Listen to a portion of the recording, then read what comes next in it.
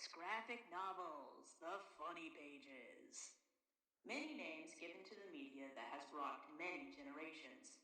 There has been an extensive history for comics with a list of high eras and low eras.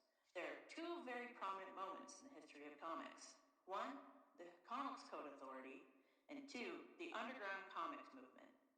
Both topics have had social effects leading into the now and even the future of comics. But let's focus on the past first. So, what is the Comics Code Authority?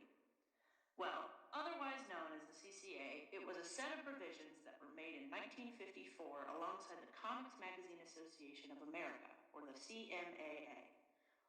It was a rule set that comics publishers had to follow in order to have their comics easily sold nationwide.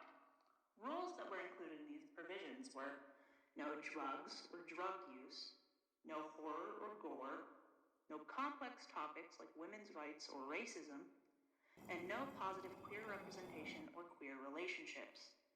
It was incredibly suffocating for publishers and comic artists alike to write about anything that wasn't just a good guy always wins and the awesome cops put that irredeemable bad guy behind bars. It left very little room for nuance, for self-expression, and quite a few cartoonists weren't going to put up with it. That's where the underground comics movement comes in. Artists going rogue from the CCA and making whatever they see fit, and finding any possible way to independently get their comics out to the public. Whether it was selling to individual comic stores or selling them right on the streets to passersby, artists managed to get around the CCA's restrictions. So, where does that leave us, closer to the present?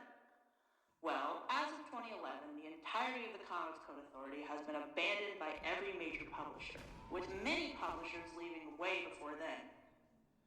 As for the result of the underground comics movement, its effects are still prevalent even today.